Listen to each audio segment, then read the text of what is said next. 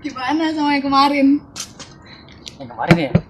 Kayaknya enggak deh, soalnya Kenapa? feeling aja, enggak.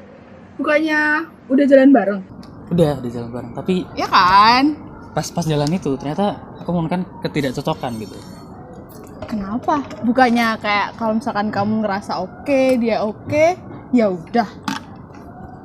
Kamu sakit? Enggak, aku enggak sakit. Terus tadi minum obat? Barusan ini, itu bukan obat. Terus apa? Kata mamaku itu spirulina.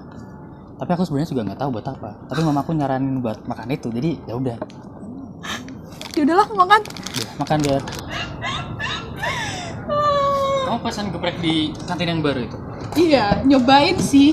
Katanya enak, tapi nggak tahu ya. Level berapa yang? 5. Kamu nggak takut kepedesan gitu? Legar. Jago banget. Aku masa level 1 aja udah kayak keringetan parah. Kamu kalau gacon levelnya level 0 ya? Mi Angel ya? Iya, kamu mau tahu. Deh, makan deh. Makan.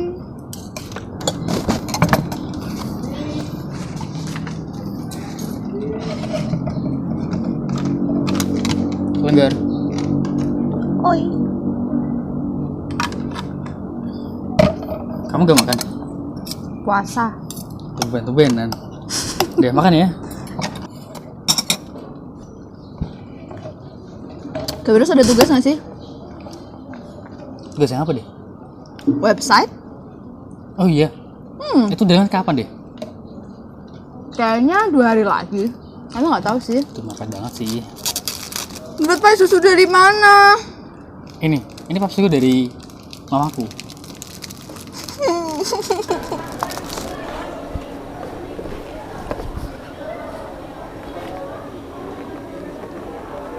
Anca, Halo. sendirian aja.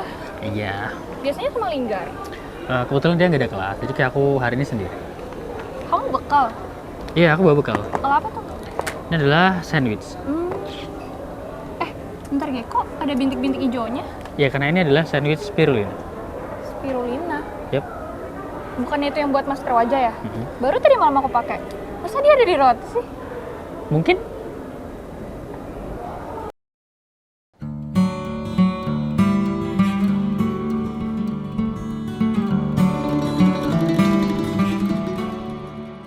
Kita bicara spirulina ya. Spirulina ini luar biasa banyaknya di Indonesia. Karena kan negara Indonesia itu negara laut ya, negara kelautan. Kalian biasanya mengenal spirulina itu hanya sebagai pil ya, suplemen dengan manfaat kesehatan ataupun untuk kosmetik, karena spirulina yang warnanya hijau atau biru ini banyak mengandung antioksidan. Namun di Pusat Studi Pangan dan Gizi UGM ini kami juga telah mengembangkan berbagai produk makanan berbasis spirulina.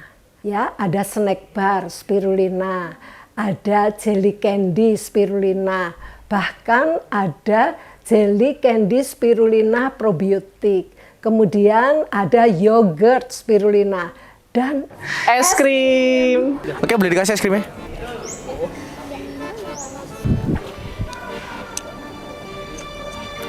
Oke. Nah, boleh langsung dimakan, dicobain. Bismillahirrahmanirrahim.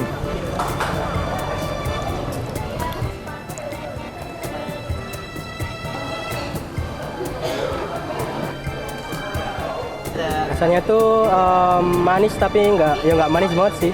Manis, Manis. tapi buat rasanya aku belum bisa ngerasa ini rasa apa sebenarnya. oke. Cuman mostly manis sih. Ini kayak roti lebaran. Roti lebaran. Awalnya tuh manis. Terus di mulut tuh ada aftertaste pahit-pahit dikit gitu. Tapi bukan pahit yang sampai ganggu sih. Kayak nggak familiar sama rasanya sih. Yang itu rasa buah yang seger. Kayak ini suplemen Suplemen. suplemen Suplemen gimana tuh? vitamin mineral. susu rasa manis susu gitu. Nah aku. Susunya pas sama. Vanilla ada krimer-krimernya gitu, tapi nggak terlalu nonjol juga rasanya. Menurutku ini ya perpaduan rasa yang oke lah, manis di awal tapi agak pahit, tapi pahitnya tuh yang pahit yang enak gitu loh. Terus kayak rasa baru di es krim tapi cocok buat rasa di es krim gitu kan. Kira-kira kamu tahu nggak itu kandungannya apa? Kandungan apanya dulu nih? Ya tambahan yang kita masukin dalam es krim itu. Kurang tahu. Kurang tahu ya, nggak bisa nebak juga. Ada daun-daun. Nggak tahu. Apa ya? Kurang familiar sih sama rasanya. Nggak tahu. Bunga apa gitu? Cuma nggak tahu bunga telang bukan? Nggak tahu. Yang barusan kamu makan itu es krim dengan campuran spirulina. Oh.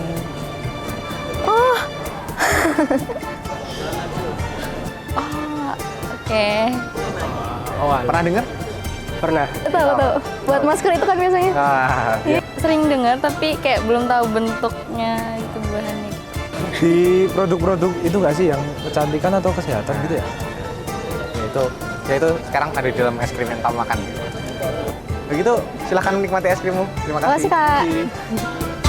Oke, es krim spirulina sebetulnya dalam upaya menambahkan spirulina yang tinggi nutrisi ke dalam bahan pangan yang disukai oleh banyak kalangan. Sebetulnya pembuatan es krim spirulina ini sama saja dengan pembuatan es krim biasa gitu ya. Jadi cara penambahan spirulina ini biasanya kita tambahkan pada tahap mixing dari pembuatan es krim. Nah, bahan-bahan utama dari es krim ini adalah susu, kemudian gula, kemudian ada penstabil.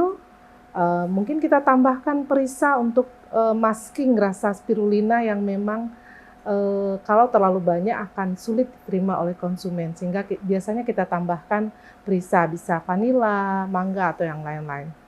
Kemudian setelah proses pencampuran, bahan adonan es krim ini kita diamkan di pendingin. Setelah kita dinginkan beberapa jam di chiller, adonan es krim ini bisa kita lanjutkan pada proses pembekuan. Biasanya kita gunakan ice cream maker. Prosesnya biasanya hanya sekitar 30 menit. Setelah itu es krim sudah bisa dinikmati. Spirulina ini sudah bisa kita dapatkan dengan mudah di masyarakat karena sudah ada produsen-produsen yang menyediakan bubuk spirulina ini. Nama saya Muhammad Yusron, di sini sebagai Direktur PT Alkepak Indonesia Mandiri. Jadi kita mengawali perusahaan ini dari riset tentang spirulina, di mana spirulina itu adalah salah satu jenis mikroalga atau ganggang yang telah banyak dimanfaatkan oleh penduduk dunia. Itu dimanfaatkan untuk suplemen kesehatan dan juga untuk pewarna makanan alami warna hijau. Di PT Alkepak ada beberapa varian produk ya. Jadi kita ada mengkelompokkannya menjadi dua. Satu produk untuk B2B dan juga produk B2C. Jadi B2B itu adalah produk business to business. Kita menjual spirulina itu dalam bentuk bahan baku curah. Itu bentuknya bisa serpihan kering seperti keripik itu. Kemudian ada varian serbuk dan juga ada varian ekstrak. Nah, itu kita jual ke industri-industri yang memakai bahan baku kita untuk industri makanan yang menggunakan spirulina itu sebagai pewarna hijau alami di produknya. Bisa industri es krim, industri mie instan, maupun bakery, seperti itu. Kemudian dari situ ada kelompok yang kedua adalah produk B2C. Jadi kita menjual produk dalam bentuk kapsul yang siap dikonsumsi. Atau kelompok produk suplemen. Jadi produk itu dalam bentuk kapsul, kita produksi sendiri, kemudian kita jual secara retail.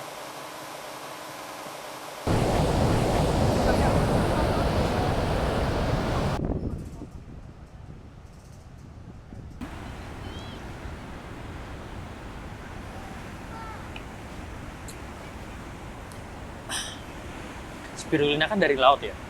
Kalau misal kita mau dapetin spirulinanya berarti kita harus ke laut dong.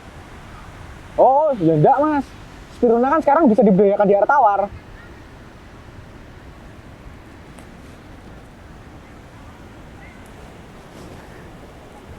Layang-layang, layang-layang, yang layang-layang.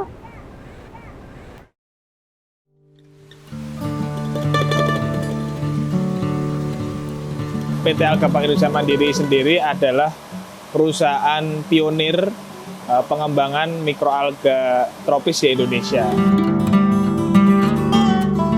Di Indonesia sendiri, saat kita memulai riset itu belum ada industri yang mengembangkan dengan skala yang cukup baik untuk dikembangkan sebagai sebuah industri spirulina.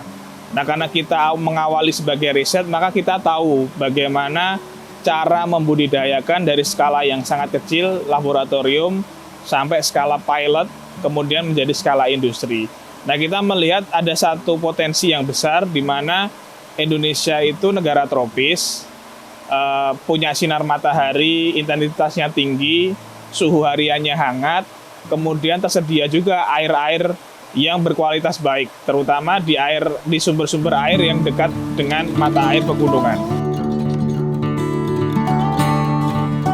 Nah, kita melihat kita punya teknologi, kita punya keterampilan budidaya, kemudian kita melihat ada pasar yang di Indonesia itu memakai spirulina impor. Nah, kita melihat di spirulina impor itu dibudidayakan di air laut kebanyakan. Di mana kalau kita tes, itu logam beratnya tinggi, kemudian kontaminasi bakteri atau patogen ya, mikroorganisme patogen, dan juga ada kontaminasi racun namanya racun mikrosistin, itu yang tidak tervalidasi. Jadi ada banyak cemaran-cemaran yang sebetulnya kalau itu dimanfaatkan untuk kebutuhan food, itu sangat beresiko.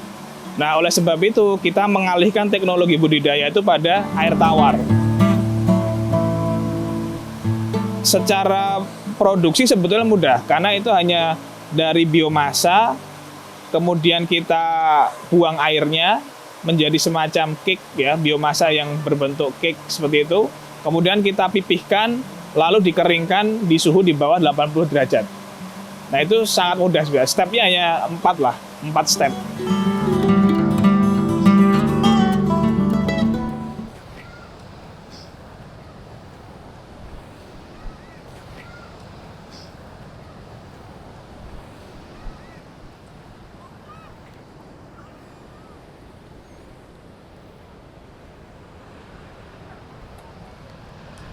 Itu minuman apa? Ini. Iya. Ini yogurt drink spirulina. Oh, spirulina. Iya, benar. Yang ngasih warna hijau itu berarti spirulinanya? Bener banget. Kamu mau juga? Nggak nolak sih. Iya. Sebenarnya masih ada satu sih. Stok ya.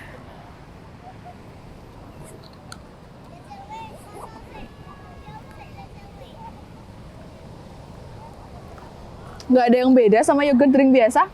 Iya, emang gitu. Si spirulinanya cuma ngasih warna hijau doang? Enggak, ada hal lain yang dikasih spirulinanya. Emang apa? Nah, kalau itu mamaku baru aja ngirimin sesuatu kemarin. Wih. Nah, yang ini nih.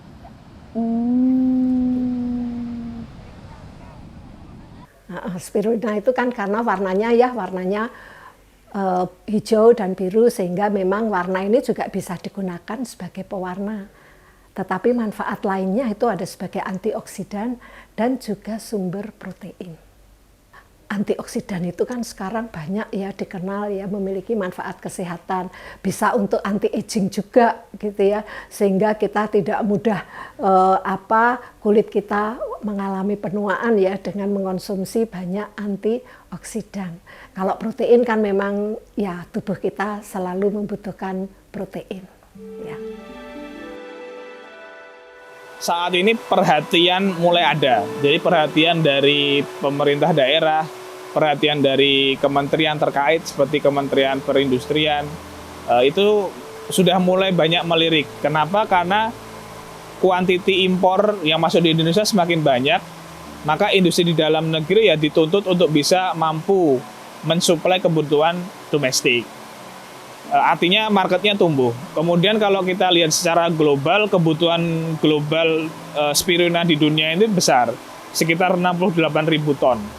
Dan itu pun kebanyakan 70% lebih disuplai dari China.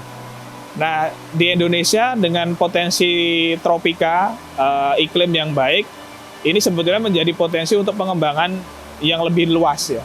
Tinggal bagaimana goodwill-nya. Jadi goodwill-nya itu mulai dari stakeholder, para pengguna di industri manufaktur itu semakin menggunakan spirulina dalam kuantiti yang banyak, maka industrinya juga ikut tumbuh.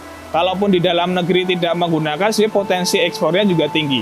Asal dengan teknologi yang ada itu bisa membuat bagaimana produksi itu menjadi murah dan harganya kompetitif ketika produk itu diekspor. Seperti itu. Jadi kita melihat 5 atau 10 tahun ke depan pertumbuhan marketnya sekitar 10%. Artinya kalau saat ini di Indonesia serapannya mungkin 10 ton, berarti tahun depan 11 ton, seperti itu. Menggulung terus. Jadi kita ada satu optimisme bahwa industri ini akan terus growing. Nah, kita butuh satu ahli ya di bidang-bidang itu supaya industri alganya itu bertambah, tidak hanya spirulina. Saat ini di BPOM itu masuk kelompok sayuran kering. Sehingga ini kita sedang mengkampanyekan bagaimana alga itu bisa dikonsumsi atau spirulina itu dikonsumsi setiap hari, seperti layaknya konsumsi buah dan sayur. Dalam alga itu 1 gram aja kandungan yang setara dengan sayur dan buah yang dinamakan karotenoid itu bisa menyamai 1 kilo sayur dan buah. Nah, ini yang kita ajak ke teman-teman mulai dari yang balita, anak-anak, remaja sampai orang dewasa, ayo konsumsi spirulina supaya sehat dan tetap produktif. Gitu. Udah sore ya? Pulang nggak sih? Yuk.